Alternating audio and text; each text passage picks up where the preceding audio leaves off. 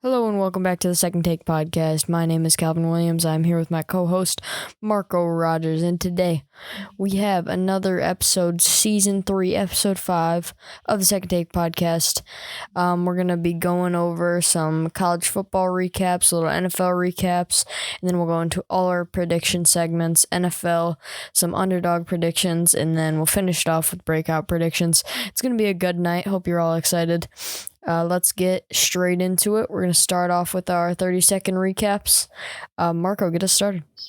So our first 30-second recap is number 24, Texas A&M, after losing to Appalachian State, bounces back with low-scoring win over number 13, Miami. This was a very hard-fought game, and it really came down to two missed field goals, a blocked 36-yard field goal by A&M and a missed 49-yarder. Miami missing two field goals really hurts them, and only losing by 8. They were driving down the field at the end. They could have very easily won this game with those field goals, and just offense didn't play well for either team. Tough loss for Miami. Yeah, definitely a big win for Texas A&M, but I'd say barring any absolutely crazy wins like against Alabama or something, I still don't see them making the college football playoff or anything, but definitely a good win for them. Surely knocks Miami down, their first loss of the season, but I mean, I really would need to see them beat like an Alabama or something to see them somehow make to the college football playoff. All right, moving on. We have number 11, MSU, getting just absolutely destroyed by unranked Washington. This score was 28-39, but I mean, it was a blowout through and through. Like it just was not really close at many points of the game. Michael Penix threw for almost 400 yards and 4 touchdowns. It was a blowout. It was a blowout. It was not a close game. The MSU secondary is one of the worst in all of Power 5, in my opinion. Michael Penix, they made him look like a Heisman candidate. Jalen Polk, the Washington receiver, 153 yards, 3 touchdowns. And Peyton Thorne, by no means, played bad in this game. 323 yards, 3 touchdowns, 1 pick. Without Jaden Reed as well, he played pretty impressive. Just no run game. Key mistakes like falling in your own end zone for a safety, which really turned the tide of this game. After a goal line stand, you can't fall in your own end zone. And just tough loss for MSU. This game should have been 50-14, honestly. MSU had a bit of a comeback late, but this was not close. Yeah, and another thing I would say, it's not like Michael Penix was completing every single pass. 24 for 40, 16 incompletions is not a small number. That's barely over 50% passing. But the thing is, he was beating MSU's corners, like deep play, big play after big play. And it seemed like there was no defense for it. It's almost like Michigan's defense, 2 years ago when it was just last year when it was just Jamon Green and Vincent Gray getting toasted every play. Only thing with Michigan is they had Ajabo and Hutchinson to back them up. Yeah, those 16 incompletions are mainly because Michael Penix is not that good though. Yeah. It wasn't. I wouldn't give that credit to Michigan State for sure. All right, moving on. Number 25, Oregon. People were loving BYU, but Oregon just exposed them. They absolutely destroyed them in this one, Marco. Yeah, Bo Nix, very inconsistent QB. When he plays well, though, he's very good. Only threw 18 passes, but completed 13 of them, 220 yards, 2 touchdowns. They ran the ball well. Jaron Hall, I chose him as my breakout player. He played well, 305 yards, 2 touchdowns, no picks. It was just Oregon got up so big early. BYU could not get a stop defensively. And this game was 38-7 after the third quarter, so just wasn't close at all. Oregon, they could compete in the Pac-12, obviously, after getting destroyed by Georgia.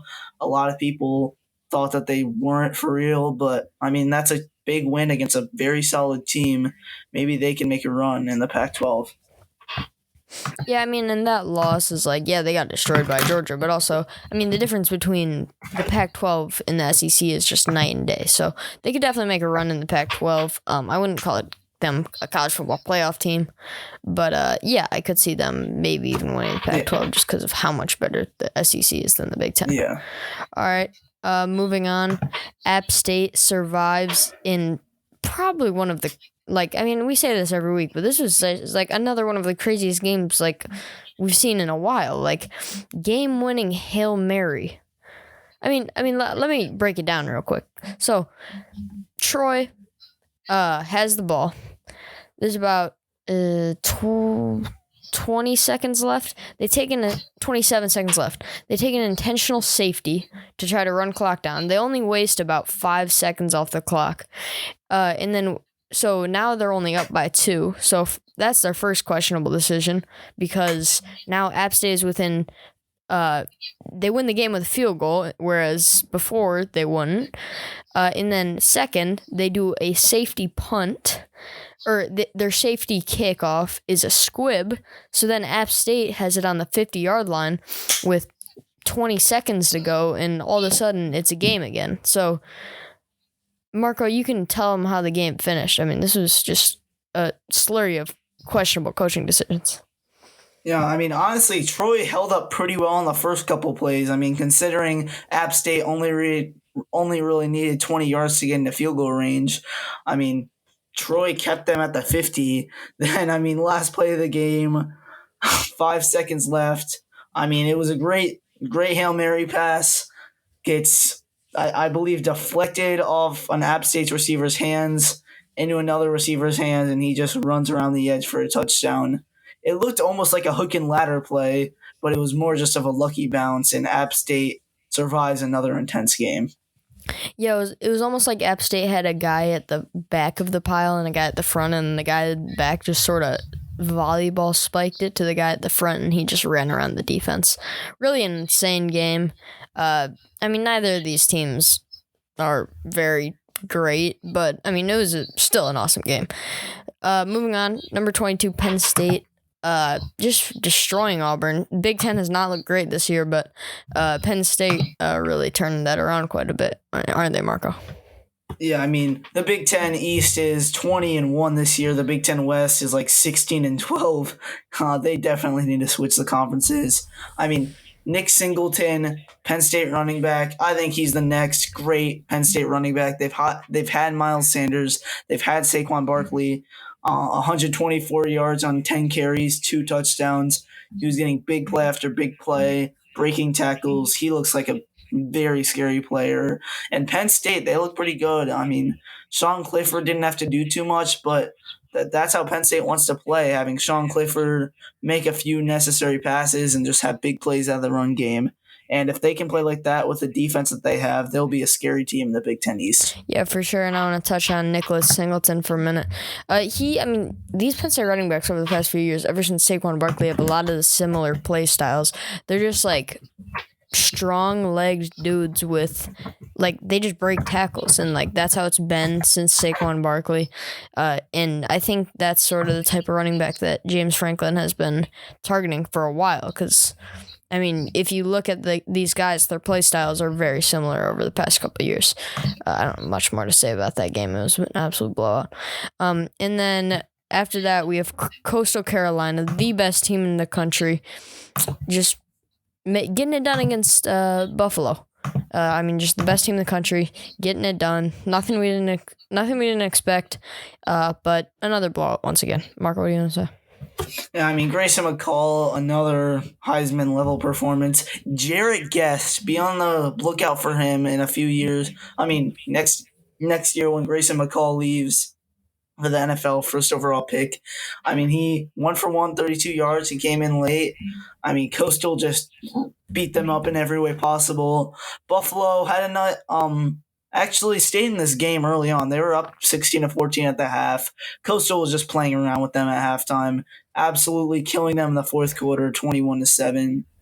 Coastal, they knew they were winning this game all along. They were just playing with Buffalo. Yeah, for sure. And then number 5, Michigan destroys UConn. JJ McCarthy, less deep passes here. I think just sort of focusing on the screen pass. We played 7 quarterbacks in this game. It was never close, but also Cade McNamara gets injured. That definitely hurts the depth of the QB position for Michigan. And like as much like JJ is the better quarterback, but I mean you always love to have depth at the quarterback position, so it definitely hurts to lose Cade for a couple weeks. Yeah, I mean, I think the reason why there were so many screen passes was to not open up the playbook too much heading into Big Ten play. I mean, it was screen pass after screen pass, and they were working, but I mean, the only real exciting part about this game was that punt return touchdown by AJ Henning. So, I mean, considering it was 60-0, wasn't that all that exciting. So, I mean, obviously Michigan crushes them, but also you love to see the defense pitch a shutout. So, I mean, always good to see. Yeah. All right, moving on. We have a little bit of an NFL recap. So the Bills. I'm gonna start off. The Bills and the Eagles. They both are the top teams in the NFL, in my opinion. Bills unanimous #1. Everyone knows that. But the Eagles definitely a preseason team. I mean, people knew they were gonna be all right, but like the way they're playing right now, I mean, the Lions just got a big win over the Commanders. They beat a Vikings team that started off 1-0. They're looking like a scary team. What do you have to say about this one, Marco? Yeah, I mean, they have a great secondary led by Darius Slay. He completely locked down Justin Jefferson, one of the best receivers in the NFL. I mean, the rest of their secondary is great. Very solid D-line with Fletcher Cox. I mean, Jalen Hurts looked like a beast, 26 for 31, 333 yards, touchdown to pick. That pick came late when it didn't matter. They have a solid run game, solid O-line, a clear wide receiver 1, which they didn't used to have with A.J. Brown, solid tight end. They really aren't missing any pieces. I think this is a very scary team, but I'm not sure how they're going to do in the playoffs considering how young they are. But I would not be surprised to see this team go 11-6, 12-5. Like, that's not surprising. And the Bills, on the other hand, this game was not close, 41-7. That will probably be the biggest blow of the year. Titans are pretty bad, and Bills are probably going to win the Super Bowl. Yeah, I mean, the problem with Titans is Derrick Henry, who's been their workhorse for the past couple of years, can't get anything going because teams are loading the box. Titans don't have A.J. Brown anymore, so they lost their #1 target. Can't pass the ball. They're just keying on the run, and their workhorse can't get anything done. I mean, Hassan Haskins, 37 yards. He was their leading rusher, so maybe he'll take over Derrick Henry as a starter. Who knows? All right, next up, the Pats get a bounce-back win over the Steelers. Marco, I know this is your team, so I'll let you talk about this one. I mean, Pats could have won this game by more, kneeling at the 10-yard line to end the game, but the defense looked great. I mean, Mac Jones looked solid. The run game looked great against one of the better defenses in the NFL. Overall, very solid performance. And, I mean, I don't think we're going to be a great team this year, but if we play like that most weeks of this year, which we definitely can, I think this is our identity, like physical football. I think we can maybe sneak into the wild card as like a 10-17. Yeah, and Mac Jones played well. I mean, you got a wide receiver 1 and Nelson Aguilar received for 110 yards and a touchdown. So, I mean, there's positives there. But I like you said, I don't think you'll be phenomenal, but a win's a win, right? Yeah. All right. Next we got the Dolphins in an absolutely crazy game take down the Ravens. I mean, this was a high-scoring battle, to say the absolute least. It was a touchdown after touchdown. Tua threw for 6, 42-38. I mean, it was truly, like, remarkable to watch towards the end of the game. I mean, the Dolphins scored 28 points in the fourth quarter to come back in this one. Tua threw for 6 touchdowns, 470 yards. Like, it was insane. Tyreek Hill had 190 receiving yards. Jalen Waddle had 170. They each had 2 touchdowns to their name. I mean, it was crazy. It was crazy. And then I just think Waddle and Hill are just showing off why they're one of the best wide receiver duos in the whole league. Yeah, I mean, this was 35-14 heading into the fourth quarter. 28-3 Dolphins win the fourth quarter. Falcons Fans love that score. I mean, Lamar, he looked great. I mean, didn't turn the ball over. Threw for 318 yards, 3 touchdowns, rushed for 120 yards, a touchdown with that big 75-yard run. I mean, this game looked over, but the Ravens defense looked terrible. And this could be Tua's big breakout game. I mean, he started off with like a pick and like 100 yards after the first half. Second half, he had 6 touchdowns. So, I mean, this was incredible to watch and just easily the game of the week. Could easily be the game of the year when it's all said and done. Yeah, definitely a great game there. And then for all us Detroit Lions fans, the Lions get a big win in the Den over the Commanders, 36-27. Offense looked great in the first half. We were outscoring them, I believe it was 22-0 in the first half. They came back a little in the second, but it was just a great game all around. Rookie Aiden Hutchinson, number 2 draft pick, just 3 sacks. I'm pretty sure that's a rookie record for single game. And it was great to see as a Lions fan. Goff threw for 4 touchdowns. Amon-Ra St. Brown had a great game, and Swift is showing why he's one of the best backs in the league. Yeah, I mean, Amon-Ra St. Brown is going to be a beast. I think Jared Goff, they're starting to like sort of make him do less. I mean, just give the ball to one of the very solid receivers of the Lions. And, I mean, he looks good when you look at the stats. I don't think he's a good QB. But, I mean, if the receivers keep on getting open like that, Swift keeps on playing like that, I mean, the Lions could be pretty decent this year with Goff having not having to do too much. Yeah, I mean, the bottom line is if you have weapons all around a quarterback, it's going to make the quarterback look a lot better. And, I mean, the Lions were able to get this one done with an absolutely hefty injury list. Having 3 O-linemen out is absolutely brutal. Swift was even limited for this one, but didn't end up mattering. Lions got it done. Hopefully we can have some O-linemen back next week. Moving on, we're going to do some NFL predictions. We're going to start with the Bills at the Dolphins. This one, to me, is very interesting just because, I mean, last week we just saw how high-powered that Dolphins offense is.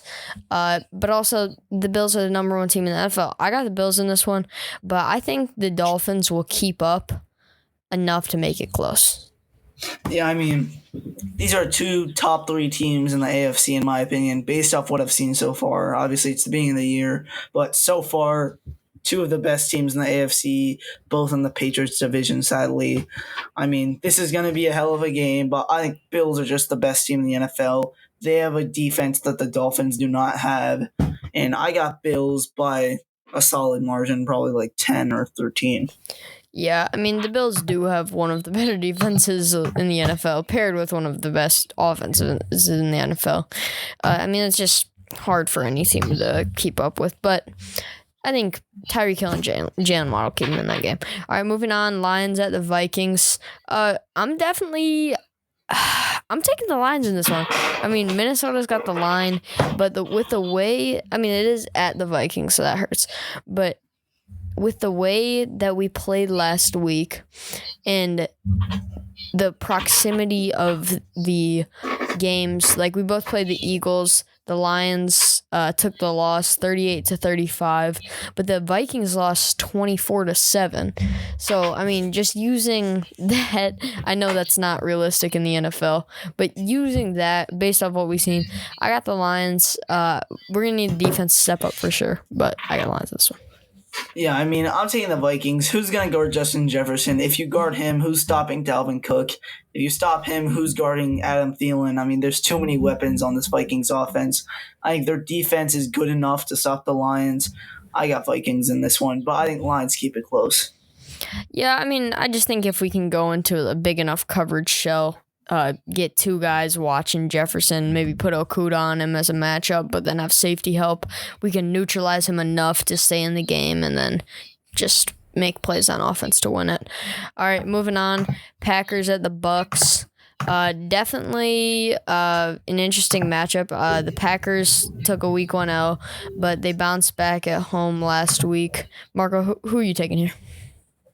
I'm taking the Bucks. I think this defense is the best in the NFL. I think Tom Brady plays better than he has in the last 2 weeks. The run game gets going. I think Pats are the better team.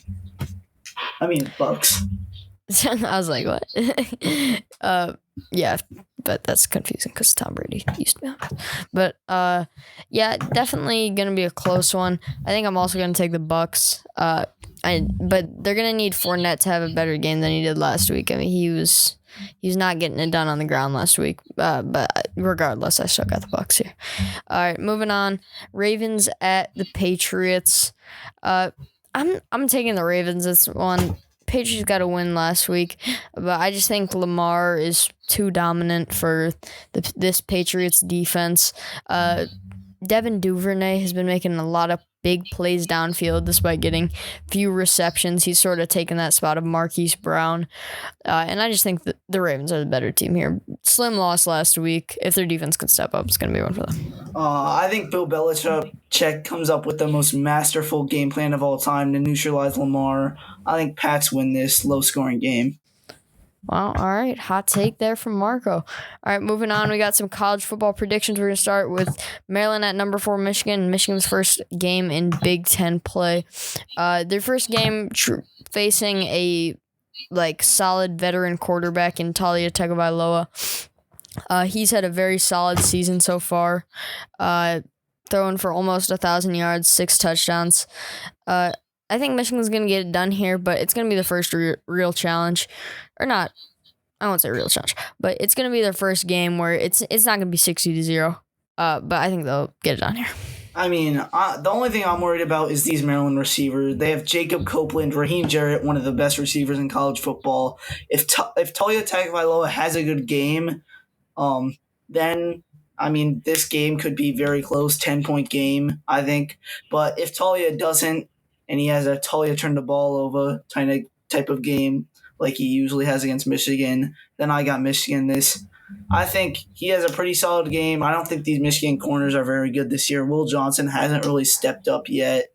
And I think Maryland has... He also hasn't gotten that much time, in all fairness. Yeah, he got toasted by Colorado State, though. So he got toasted on, one play. 2 plays. He had a PI and a touchdown. And, I think Michigan's going to win this game. I got 35-17 Michigan. Yeah, I mean... I like you were saying, Michigan doesn't have great corners, but I mean we've had Mike Sanders still playing the slot. He's got a couple sacks, and he's been playing some good coverage. And I think DJ Turner has been stepping up big time this year. And then Will Johnson, once he gets used to the speed that college plays at, he can't press the guys at the level he did in high school. Once he gets used to that, he'll settle in and be one of the better corners. Might be this year, might be next year. I'm not sure. All right, moving on. We have number 20 Florida at number 11 Tennessee. This one's an interesting one, so I'm letting you go first, Marco. Yeah, I mean, Anthony Richardson, when he plays well, he's one of the best QBs in college football. When he plays bad, he's the worst. Hendon Hooker, he's been very solid this year. I mean, Tennessee, these are 2 of the most talented teams in college football. They're finally beginning to put it together. But I think Tennessee at home, they're the more veteran team. I got them in an offensive battle, 42-38. All right. I'm gonna take. I'm gonna agree with you on this one. I think Tennessee's gonna put up enough points to win this one. All right, moving on. We got we have number 5 Clemson versus number 21 Wake Forest. This one could be a little interesting. I mean, Clemson's look a little rough at times this year. DJ Uiagalelei has just not been the quarterback they've wanted over these past 2 years. I still got Clemson in this one, but I just don't think they're as dominant as people think. Yeah, I mean, Clemson struggled with Furman, struggled with Georgia Tech, struggled with LA Tech. I mean, the thing is, Wake Forest is not a very good team themselves. They struggled last week to beat Liberty, only beat them by 1 point. That was an intense game. I mean, these are 2 overrated teams in my opinion. But, Wake Forest completely relies on their offense, and this Clemson defense matches up perfectly with that. So, if Wake Forest had a better defense, I would take Wake Forest. But I got Clemson, I'll say 37-28. All right, next we got the best team in college football, Coastal Carolina versus Georgia State.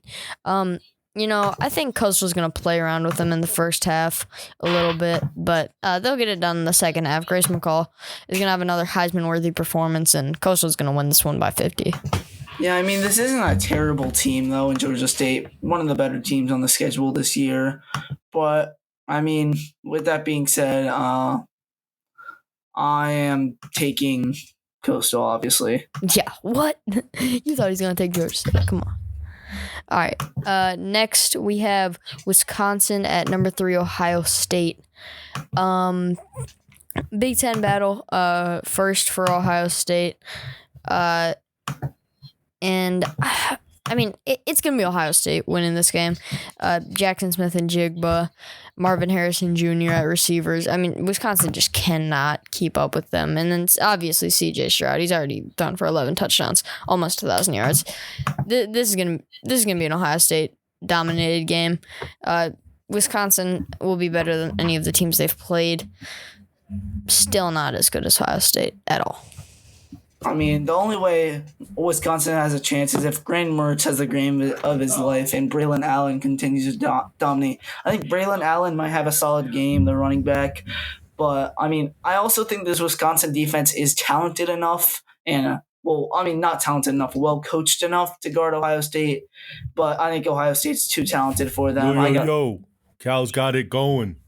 I got Ohio State by a lot. Yeah, for sure. Next we have some underdog predictions for you.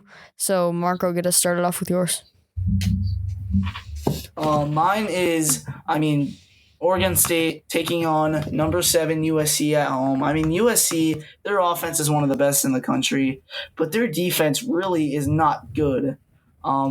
With Chance Nolan at QB with Oregon State, he's been very solid this year, 7 touchdowns, 2 picks. Oregon State is tested. They've beaten Boise State and Fresno State, 2 solid teams.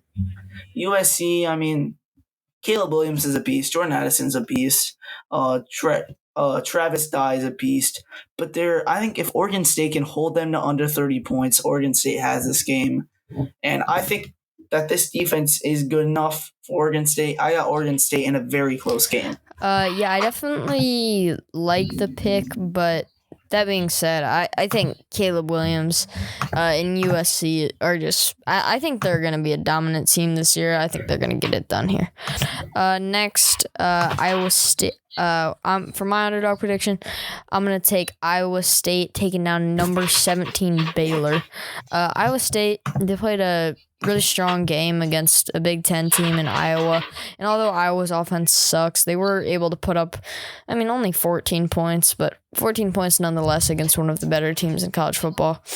And I think behind this junior running back, Jarrell Brock, he's averaged over 5.5 yards per carry. And I think they're going to get it done here. That is a very solid pick. I take Baylor in this one. I don't think Iowa State's offense is anywhere close to good, but that's respectable. Next up, we're going to talk about breakout players. My breakout player for this week, Marvin Mims, Oklahoma receiver. He already broke out 310 yards in 3 games, but in only 14 receptions, meaning he averages about just under 30 yards a reception, which is insane. Dylan Gabriel is going to have another dominant performance. I think Oklahoma is just going to air raid this Kansas State defense. I think Kansas State's pretty bad after saying that they were going to be good in the preseason. I got Oklahoma just throwing it to Marvin Mims every time. No Kansas State corner is talented enough to guard him. I got him putting up over 120 yards and at least a touchdown. Yeah, to be honest, I think he's for sure one of the higher ranked draft prospects in the upcoming draft. He's just been phenomenal all season, toasting corners left and right, showing off his hands, speed, and just making plays for Oklahoma. He's gonna be dangerous moving forward in the season, and I think he's definitely just gonna dominate Kansas State. All right, now for my breakout player, I'm taking Kentucky running back Kavoyski Smoke. Kentucky is, so far this season, they've been a largely passing team. They have Will Levis, so they've been slinging the rock. But they have a cupcake game coming up this week against Northern Illinois, and I could see them getting Kavoyski Smoke going. I mean, the number 8 team in the country, they can't have no rushing attack because he's been held to a minimum so far this season. But at the same time, he's been averaging over 4.5 yards per carry, with his largest carry being only 18 yards. So I think they're going to try to get him going a little bit because they're going to need that rushing attack later in the season. Yeah, I mean, I agree with that. If you're gonna be one of the top teams in the country, you're gonna need to run the ball, especially coming SEC play. I think this is a perfect game to sort of warm up for SEC play and get that run game going. Yeah, I mean, no better time to do it than right now. And I think that's all we have for today. Marco, you have anything else? No. All right. Thank you all for listening to the Second Take podcast. We will see you next week. See ya.